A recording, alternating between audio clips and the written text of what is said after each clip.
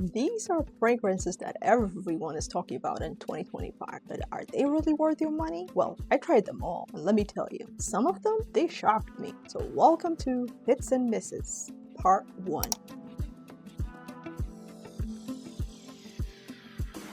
Alright, we're going to start strong. And the first perfume I have is called Aldebaran by Marc-Antoine Barrault. This is another masterpiece created by Printemps Blanc. He created Tilia for the same house. Tilia came out last year. Masterpiece. Addictive. I finished one of perfumes of this size and now I'm on my 100 ml and no complaints there. So when this came out, I was super curious because this is a tuberose perfume, but it is unique and I'll tell you why. Let me get to the notes. So it has, very simple, it has tuberose, it has paprika, it has mate, and tonka bean. So when you start spraying this perfume, at the beginning, you'll smell the tuberose. However, there is a minty scent that you experience, which gives it a very fresh outlook. However, that minty scent does not last probably not even 5 minutes and then it's gone. And then a different shocker kicks in. And this shocker, for those of you who love Blanche Bête, you're going to be very, very happy because I start to smell tuberose mixed with Blanche Bête. Literally, I'm like, what is happening? So it takes some time between Blanche Bête and tuberose. They're in a war. They're fighting to see who's going to take dominance, who's going to be on top, all of that, right? And after they do their battle, they fight and everything, then it settles down to a very tamed down Blanche Bête tuberose mix, which is super pleasant and gives it a different, unique take on a tuberose perfume. And that's what made me fall in love. So I really enjoyed the first 5 minutes where the mint was fresh and clean with tuberose. I'm like, oh, that's different. Did not enjoy the battle part, which is probably the next 45 minutes to an hour. And then after that, the dry down is heaven, which is why I'm going to keep this. And once I finish this, just like Tilia, I'm going to end up getting the full bottle. Definitely worth it. Is it going to be a love for everyone? Maybe not. To me, like I told you, it has phases. So I have to, first, let me say this. I cannot stand Blanche Bête. I know a lot of people love it. To me, when I smell Blanche Bête, I feel like vomiting because it has this scent of wet diaper that I just can't. At first, I couldn't understand what it was, and then I started reading reviews and somebody made that comment and I'm like, oh my god, that's exactly it. Because it churns my stomach. I just can't stand it. I cannot. And maybe that's why I don't enjoy that fighting part, because every now and then that Blanche Bête scent stands out. But once it dries down, it helped me to get used to Blanche Bête a little bit more, because the dry down, that tuberose mix really tones it down. Tones down that thing that makes my stomach churn. So that's why I really enjoy the creativity of this perfume and strongly, strongly recommend. This is a 9 out of 10 for me. So if you haven't tried it, if you haven't put your nose on, I can't even get used to the name, Aldebaran, please go ahead and do so. Next up, it's by another favorite perfume house that released this magic called Printemps Blanc, and this is by the house of Maison Mataha. And you guys probably seen this bottle with Escapade Gourmand. Yes, this is the same house that's created Escapade Gourmand. This is a very kind of unique take for the house. Again, a white floral focused type of perfume. Some people compare this to 100 Silent Ways because of the tea note. This has white tea. The people love it. For me, that's the turn off when it comes to this perfume. Let me go over the notes real quick. It has orange blossom, which I love. It has grapefruit. It has jasmine sambac. That white tea is there. It has sandalwood and vanilla. So all the notes I enjoy except for that white tea. So it comes off as being very sharp at the beginning and Yeah. And that white tea gives it a sharpness, cleanliness, which I understand and which I appreciate, but it's too much for me to tolerate at the beginning. And that lasts for about another 45 minutes to an hour, which is funny because I got this and Aldebaran together the same day. So I sprayed this on one arm, I sprayed this on the other arm, and the experience was the same. Enjoyed it at the beginning, the first 5 minutes, and then did not like the following 45 minutes to an hour. And then once it settles down, yeah, magical, amazing. So the destination is worth it. You just have to go through some bumpy roads. If you enjoy white tea or tea notes, then this will be a very, very, very enjoyable experience for you. But if you don't, then you just have to go through the ups and downs just to get to the destination, and then you will enjoy the destination really, really, really well. It is sweet, it is fresh, it has a fresh take to it, and it is an orange blossom perfume. And as I mentioned, I'm into like white florals, orange blossom, tuberose, nerolis. Like that's what I've been vibing lately, and I'm really, really, really enjoying that experience. So again, tread lightly. You already know what the notes are. You already know the white tea plays a very dominant role. Just keep that in mind. But again, it's in the middle, so that's why it takes like that 45 minutes to an hour for it to die down. And then once it settles down, it is magical. So give it a shot. This one I would also give, I'll give it an 8 out of 10. But definitely worth a try and worth having. This next perfume is by the House of Gucci, and it's called Fiori Di Neroli. This is from their Alchemist Garden collection, which has some really, really nice gems, and I actually have 1 or 2 more bottles from there, which I'll be highlighting in the part 2s and part 3s new releases for this year. But this is strong neroli perfume. Now, if you don't know about neroli, neroli is an extract from orange blossom, which has that sweet orange blossom DNA, but it also has a very green leafy note to it. And it being an extract, it also has a bitter note to it. So think of it like orange blossom that's more earthy and kind of bitter. It has a little bit of bitterness with the sweetness to it. So I think a lot of people would enjoy orange blossom more because it's so sweet and very easy to like. Neroli would be something that you want to work your way up to because of the bitterness. So if you don't enjoy that, it may be off-putting for some. But to me, ooh, this is strong neroli, and I enjoy it and I love it.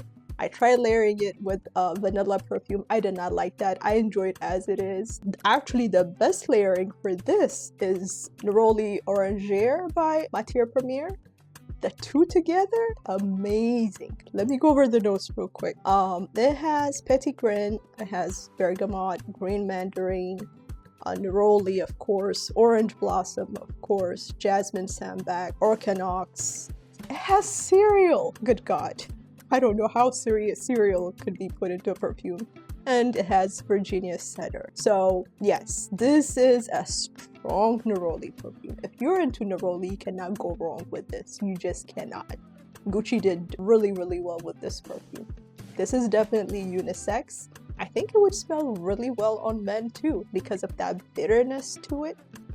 Wow, it's a powerhouse. It's a powerhouse. Strong.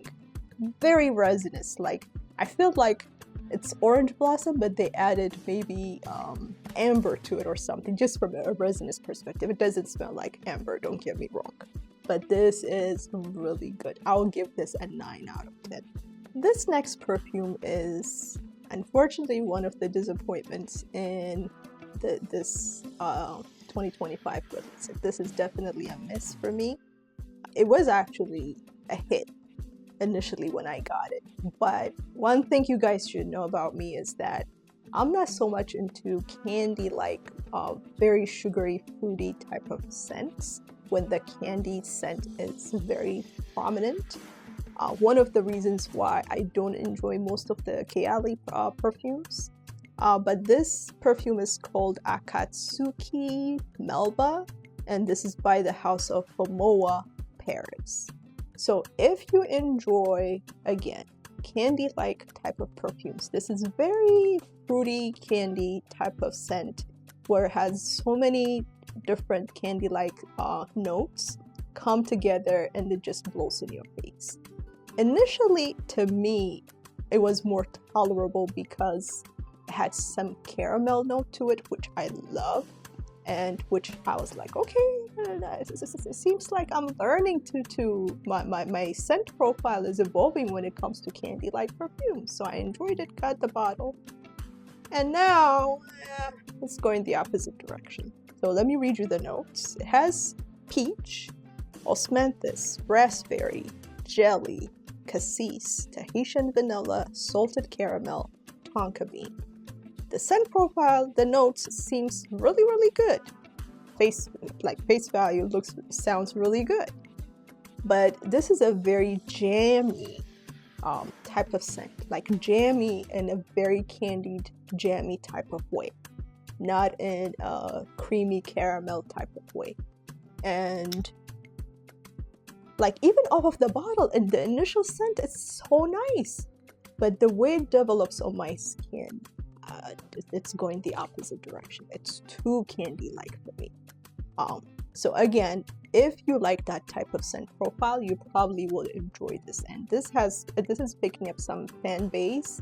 I actually got this from a recommendation from someone on Facebook. I'm into so many different groups, perfume groups, and this was shared and I appreciate it. It's just that it does not work for me. So, but again, that does not mean that you may not like it or it would have the same impact on your skin as it does on mine. So get a sample, try it, see if you like it, and then take it from there. I appreciate the creativity, and since this was a Japanese house, I don't think I have any perfumes from a Japanese house, and wanted to give it a shot. And unfortunately, this was a disappointment. So I would give this a 6. Yeah. So this was a miss. This next one, I mean, everybody's going nuts over it on social media. This is from the House of Beau, and this is Ave Maria. Rightfully so. Truly enjoy it. I've told you guys several times, I'm into my white floral zone these days. Like, I gravitate a lot towards them. And this has a unique spin to it that I really and truly enjoy. Let me read you the notes.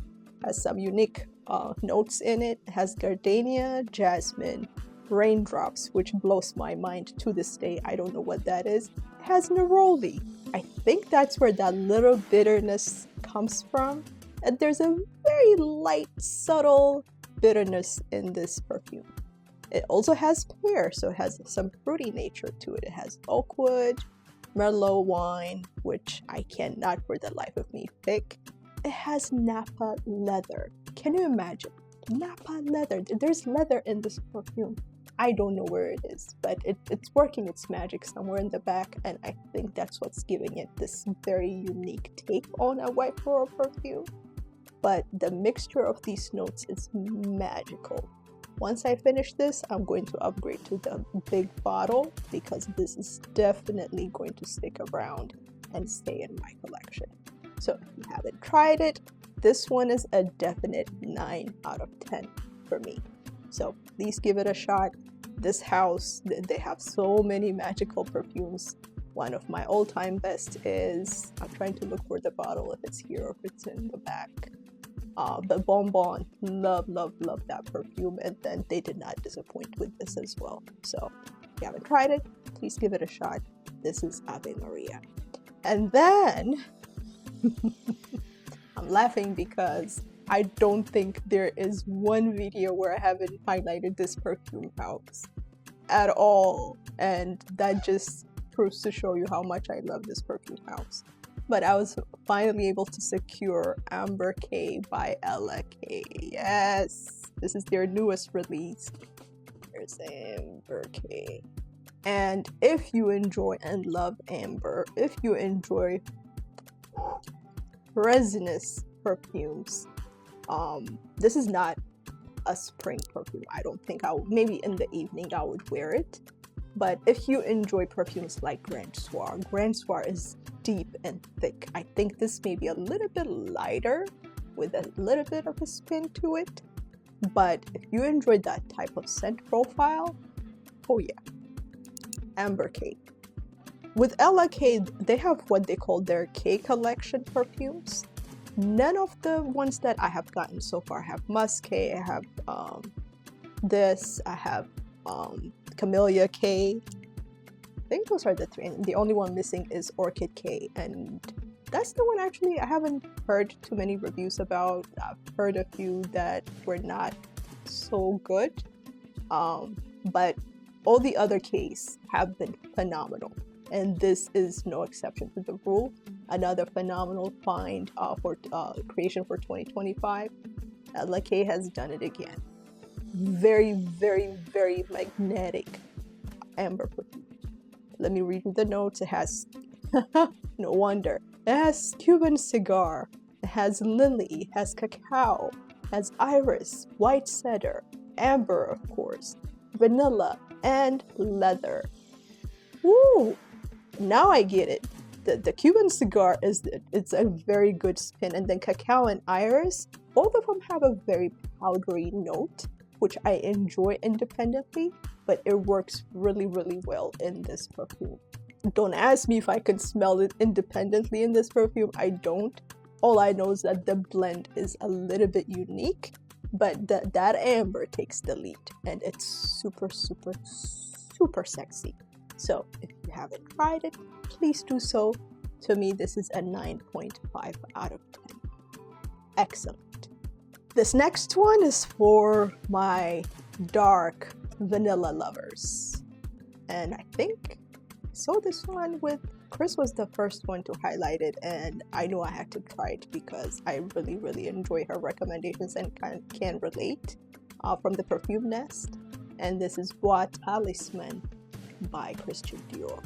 If you enjoy the baby cat DNA without the spices, but if you enjoy that darker vanilla that's powdery but still punchy but strong, it's not your light fluffy spring or summer type of vanilla, but more on the darker side, you would definitely enjoy this.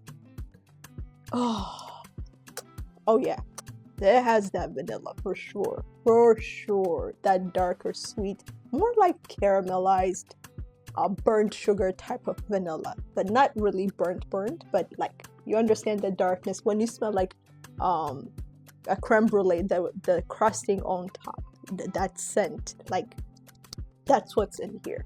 It's so good. And this one has vanilla, sugar, smoke, yeah, cedar. That's about it. I feel like I'm missing more. So this one has vanilla, sugar, smoke, and cedar. That's it. But that is more than enough. And again, this is by the Christian Dior line. I believe Francis Kurkdjian is the one who's the perfumer behind these perfumes, and he did a very, very good job with this. Again, you know how much I love baby cat, so you enjoy that scent profile. This is a definitely must try and must have. One thing I like about Christian Dior is that when you make a purchase of a bottle, they give you, I should have brought it. So they give you this little mini teeny tiny bottles. I think they are 10 or 15 ml. That's like, it makes what, 20, 30 ml together? So they always give you one or two of these. So got these, but also these, which is good. It's going to last me. I want to make sure that I finish these before I get into the full bottle. But definitely a must try, definitely a must have. To me, this is also a 9 out of 10, which I love that scent profile. I will wear it any day and every day. Outside, well, I wouldn't wear it during the warmer weather, but inside, if it's like an inside type of event, absolutely I would wear it. It is delicious. You can't go wrong with it. It's very comforting. So if you're interested in that scent profile, please give it a shot. This next one, I believe it has some good followership on social media. However, for me, it was not super exciting. And this is Hypnotic Musk by M. Micallef. It was also a release this year. I think I've had it for a few months now.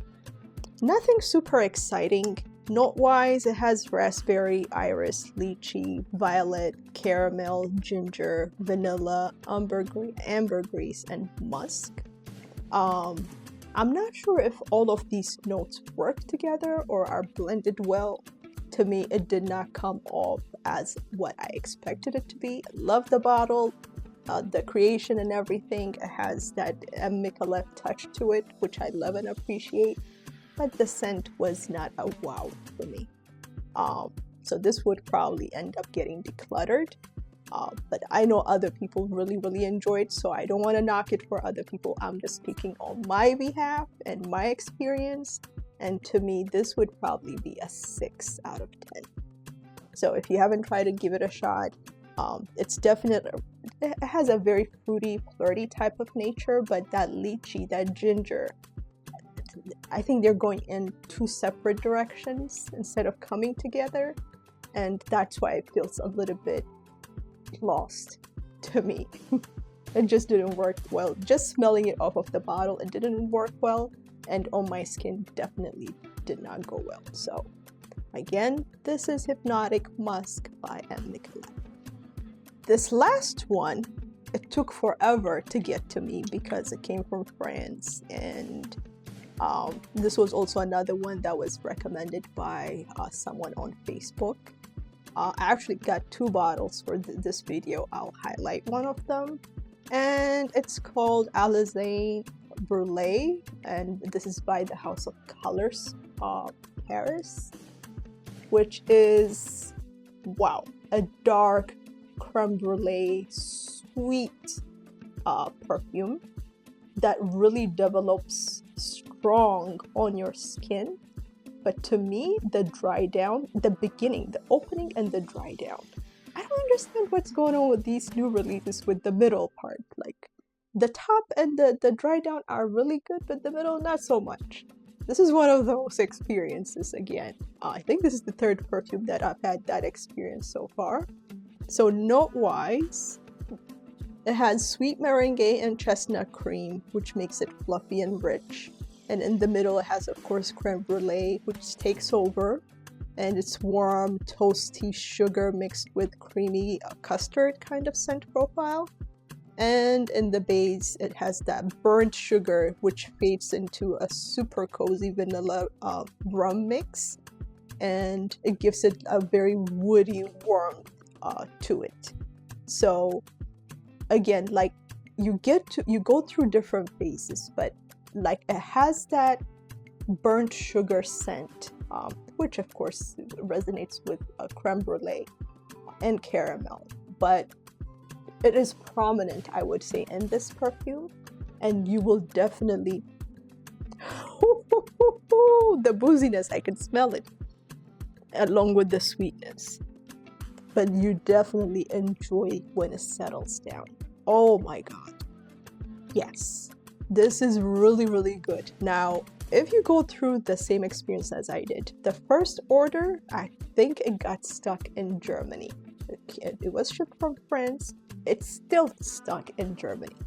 I reached out to USPS, different story. They said it's something to do with hazard, this, that, and the other. I'm like, that's too much. I just contacted Colors and they sent me another one. That one got here like in 2-3 days. So hopefully you won't have the same experience if you decide to order it, but definitely a good one to try from this house. I believe it's a new house. It's called Colors. I can't wait to experience their other perfumes. I'll talk about the other one that I have in my collection on the part 2 of this series. So for now, this is Alezane Brulee by Colors. So these are the 9 perfumes that I wanted to highlight for this video that were hits and misses. There were, what, a few misses, about 3 or 4. The rest of them were definitely a hit, which I'm very happy about, and hopefully there'll be more hits than misses. in upcoming new releases. I usually go crazy at the beginning and end of the year, so this is me going crazy at the beginning, and then I'll calm down, and then I'll pick up again at the end of the year to see what was released throughout the year. I want to look for and read more reviews about people's experiences. There are too many new releases, way too many, and I'm not going to be caught on that rabbit hole of getting caught up. You just can't. Like, every time you blink, something new is being created, and I don't think that's worth your time or energy, to be quite honest. So I'll try to pick on the ones that are worth mentioning, worth sharing, and I'll share with you as I get them. But for now, this is what I have. I hope you enjoyed it. If you've tried any of these perfumes, please let me know in the comment section. If not, which one has created any interest in you? And let us know why. I'll love to hear about it.